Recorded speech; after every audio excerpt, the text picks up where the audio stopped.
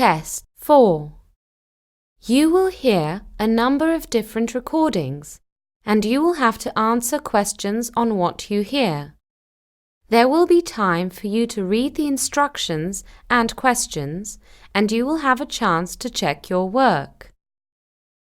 All the recordings will be played once only. The test is in 4 sections.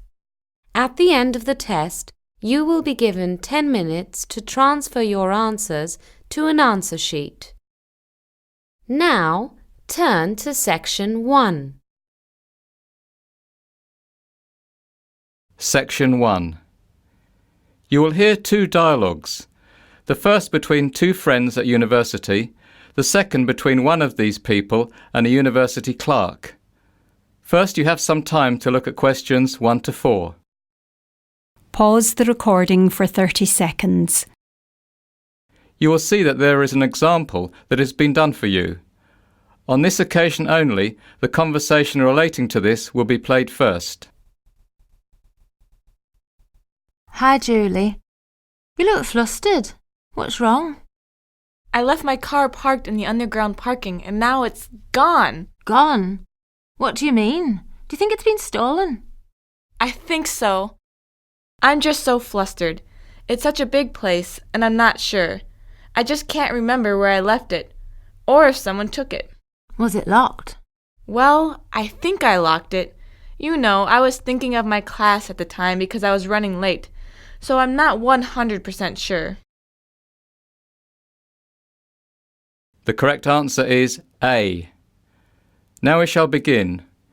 You should answer the questions as you listen because you will not hear the recording a second time.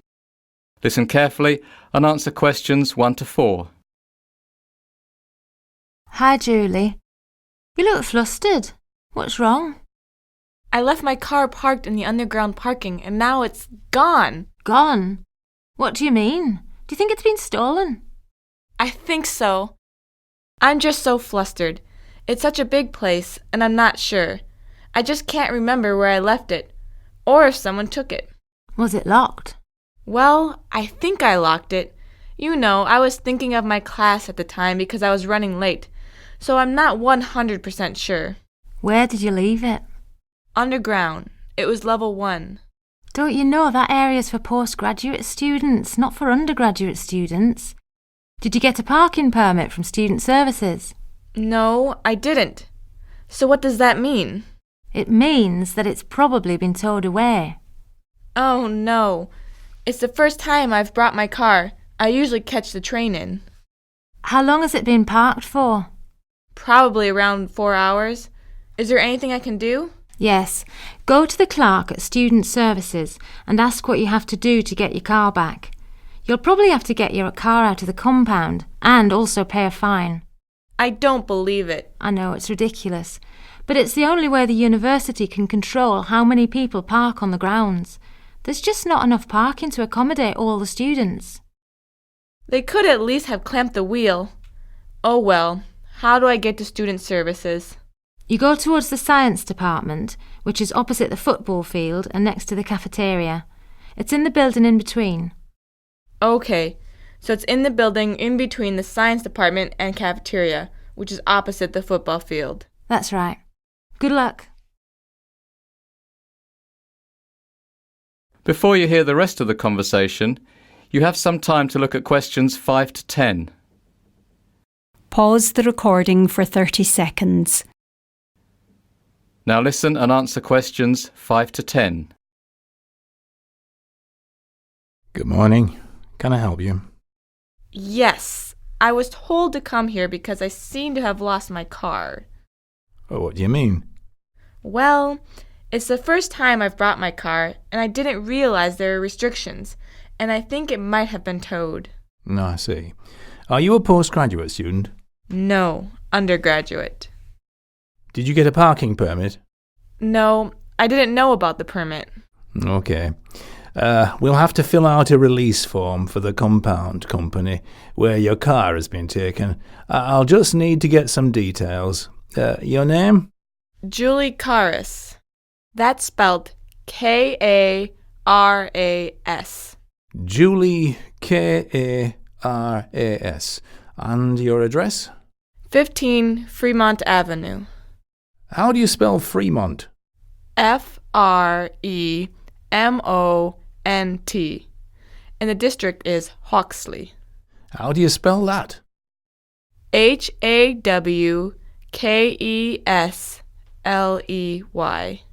Faculty? I'm in political science. So that's the science faculty. Yes. What's the car registration number? It's KIE6. No, sorry, I always get that wrong. It's IKE614T. IKE614T. What make is the car? It's a Fiat Panda. Do you know the model? The model? Yes, what year was it made? 1998, I think, and it's white. Well, actually, it's cream. A cream 1988 Fiat Panda. No, 1998. 1998. What I'll do is give the car compound a call and see if they have it in their possession. Okay, so what should I do? Take a seat in the green room, I won't be long. That is the end of section 1. You now have half a minute to check your answers. Pause the recording for 30 seconds. Now turn to section 2.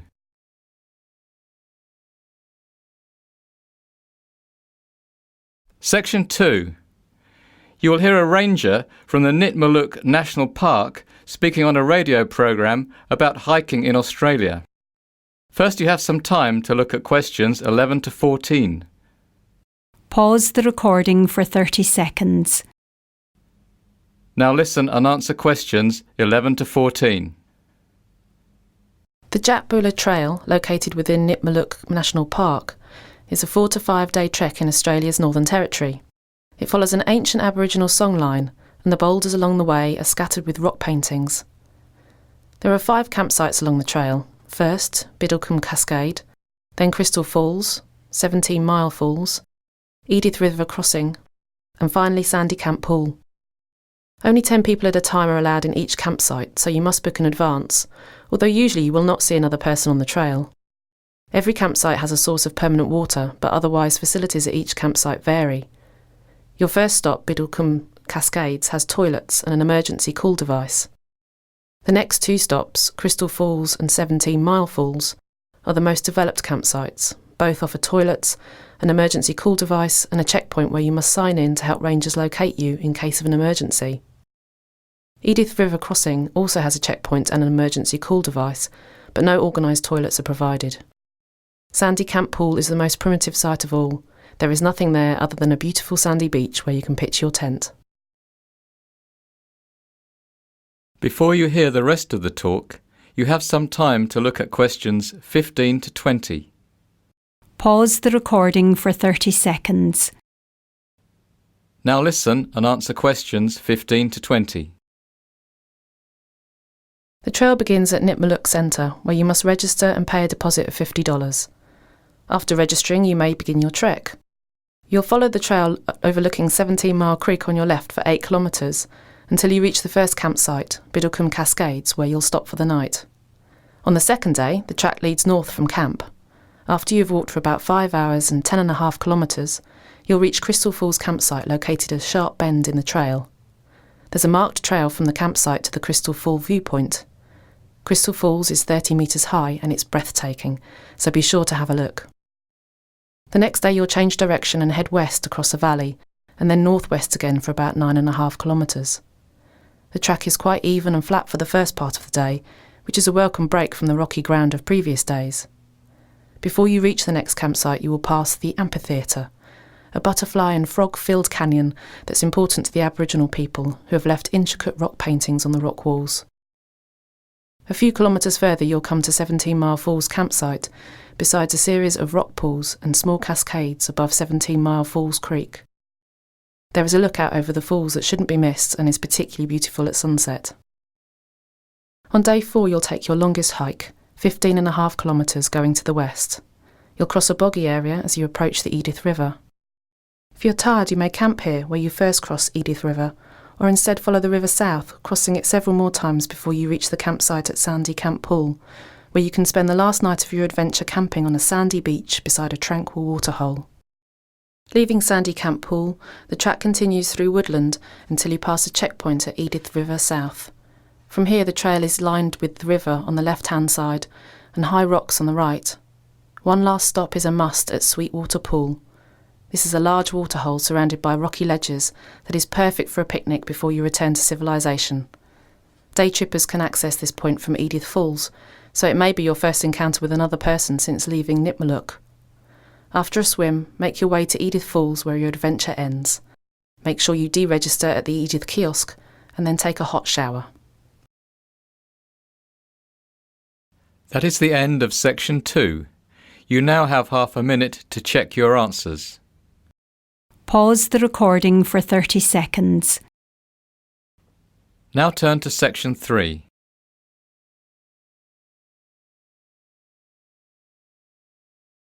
Section 3. You will hear Laura, a laboratory technician, talking to Jamie and Denise, 2 students, about the procedure to get their final year chemistry projects approved. First, you have some time to look at questions 21 to 25. Pause the recording for 30 seconds. Now listen and answer questions 21 to 25. Hi there, I'm Laura. I'm the laboratory technician for these chemistry labs, and Professor Mills has asked me to explain the procedure that you'll all have to go through to get your final year projects approved. Most of the procedure involves safety concerns, which we take very seriously. We don't want any uncontrolled explosions, no fires, and definitely no incidences with toxic gases. You mean like what happened in 2008 when the whole science block had to be evacuated? Yes, exactly. So you've heard about that already, Denise? Professor Mills told us about it on the first day of class. It was hilarious. Yeah, but I reckon some people must have gotten into a lot of trouble. To be honest, it was mortifyingly embarrassing for the chemistry department, because not only could no one identify what the toxic substance was, but also at the time of the incident no one was actually authorised to be carrying out experiments with any toxic substances whatsoever. Turned out a student had got a bit bored and had decided to do some spontaneous experimentation by mixing up some random powders that were lying around. This is actually incredibly foolish, because there are some extremely dangerous substances in the laboratory stores, and everyone was utterly shocked that someone of college age would do something so childish and irresponsible. And, in effect, this incident was the reason we developed the safety procedure that each of you must now go through before we let you loose in the laboratory to do your final year project. The procedure will force you to be really aware of safety issues, so just in case, at the moment, any of you think it would be a laugh to mix up some colourful substances or light things on fire for no reason, by the time you've worked your way through the procedure, you'll at least pause for a second thought. At least we would hope so. So, can I ask something? Yes, Jamie? So, we're basically being punished because some other student was irresponsible? Actually, the approval process isn't as bad as that. We can't really call it a punishment. It seems really very long and cumbersome at first, because you'll have to get a lot of different tasks stamped for approval by a lot of different staff members, and I'm sure most of them will have various concerns and suggestions. But my aim today is to break down the process and explain all the different steps to you so that it doesn't seem quite so bad. Before you hear the rest of the talk, you have some time to look at questions 26 to 30. Pause the recording for 30 seconds. Now listen and answer questions 26 to 30. All right, let's get started. As I said before, a number of different staff members will be giving you suggestions, and they may not always agree. So just to keep things clear, you should remember that the laboratory supervisor has the final say about whether or not an experiment may be done here in our laboratory. Your professor has the final say whether you can do a particular experiment for your project, provided it's approved by the laboratory, and I've got the final say on how it may be done. So, the first step is that you will fill out this safety assessment form. You will have to have a fairly clear idea of your experiment, because you'll need to list all the chemicals you'll be using, the quantities you'll be using for each one, and the nature of the reactions that you'll carry out. You'll also be required to provide a week-by-week schedule so that we can be sure that whatever substances you're working with won't prove to be incendiary if they get mixed up with whatever the person next to you on the bench is getting up to. Really, for most of you, this assessment form will be quite straightforward because you're simply not going to be working with anything very dangerous. But for some of you, particularly if you are working with any volatile substances, it could be a bit more complicated. You might have to justify the use of certain substances, or only be allowed to use them on particular days. Now then, after you've filled out your safety assessment form and given a copy to your professor, you will submit it to the laboratory supervisor and he'll review it. This could take a couple of weeks, so do it early. Don't leave it to the last minute. He's a busy man. The laboratory supervisor will eventually make a recommendation to your professor about whether the experiment can go ahead, requires modifications, or may not be done. Next, your professor will either approve the project or not. If your professor does not approve the project due to safety concerns, then you, the student, will be notified and you'll begin the process over again by submitting a new safety assessment form that takes into account those troublesome safety issues. Is everyone with me so far? I have a question. Yes, Jamie. So if we have to wait weeks for the laboratory supervisor to give his approval, and then we have to redo the form, we're going to be quite behind our classmates who got approval on their first go. That's a bit unfair, isn't it? I mean, some people are going to have an advantage of several weeks over other people. Well, you needn't really worry about getting behind at this stage. After all, you'll have 6 months to work on your final project. And you'll only get a 2-week block of laboratory time anyway, so there's time to wait for the laboratory supervisor, provided you get started promptly and don't leave it all to the last 2 months. Also, don't forget that this is only one step. There are plenty of other steps for other students to get hung up on further down the line. It will all balance out. But, Laura, what if our projects aren't approved? Then you'll come up with another one. Don't get too attached to your project in the beginning. Projects get turned down. Let's see, last year I think only 15 projects got approval on their first go. Out of how many? Out of about 45, I think. There are less of you this year, but still, be prepared to come up with an alternative project. There are plenty of people to help you if you need ideas, your professor, his RAs, even your fellow students. And don't forget that in the first months of your project, the library will be your second home, and the librarians will be your greatest friends. Laura, what's an RA? RA stands for Research Assistant, like Jess over there in the lab coat. Hi, Jess. Now, once your professor has approved your project, you will need to write up a set of experiment safety procedure guidelines. This will include all the practical steps you'll take to keep safe and exactly what you'll do if you have a spill or some such thing. How will we know all this? We've got no experience in the laboratory. Well, after your professor approves your project, he'll assign an RA to help you write the experimental safety procedure guidelines. You won't be on your own. Finally, once that's written, you'll give it to the laboratory technician, that's me, for approval. If I approve it, then you can begin your experiment. If there are problems, we'll sit down together and talk about it. Then you and your assigned RA will come up with a way of making your experiment completely safe to conduct. You'll redo the guidelines and give it to me again until it's approved. But the RAs know what they're doing, so I don't expect there will be too many problems. OK? Any questions? That is the end of section 3. You now have half a minute to check your answers. Pause the recording for 30 seconds. Now turn to section 4.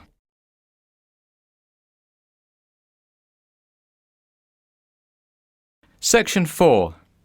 You will hear part of a lecture about the different biomes that are present in Brazil, given as an introduction to a course about sustainable development in South America. First, you have some time to look at questions 31 to 40. Pause the recording for 1 minute. Now listen and answer questions 31 to 40. To begin our topic on sustainable development in South America, I would like to briefly acquaint you with the 6 biomes present in the country. Each of these biomes has its own geographic and environmental features, has unique resources that people may exploit, and indeed, each is facing different threats from human development. Biomes, if you recall, are regions that are climatically and geographically defined and contain distinct communities of plants and animals. They are sometimes named for the plant communities that occur, such as forest, savanna and grassland, whether these plants are evergreen or deciduous, and climatic factors as well, for example tropical, temperate, etc.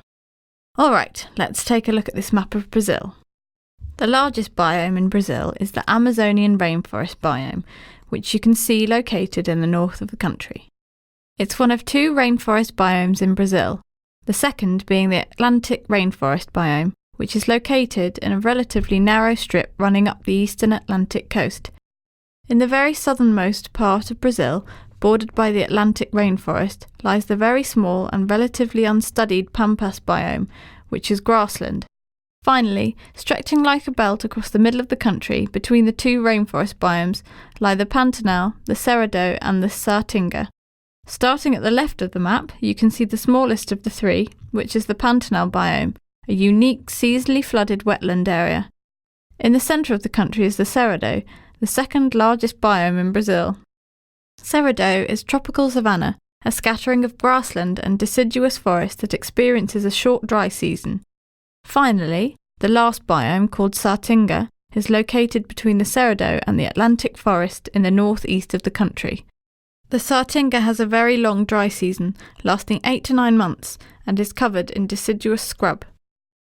So, let's begin with the Amazonian rainforest biome. As I mentioned previously, it's rainforest and it's incredibly diverse.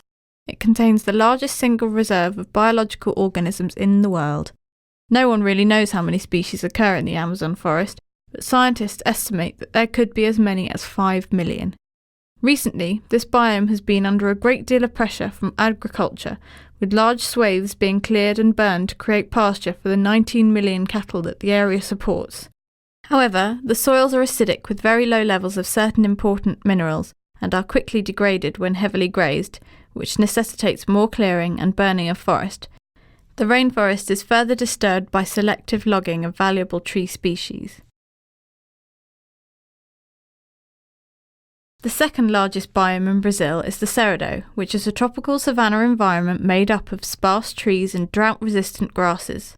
The Cerrado also contains a huge biodiversity. It's estimated that 1/3 of Brazil's plant and animal species are located in this region.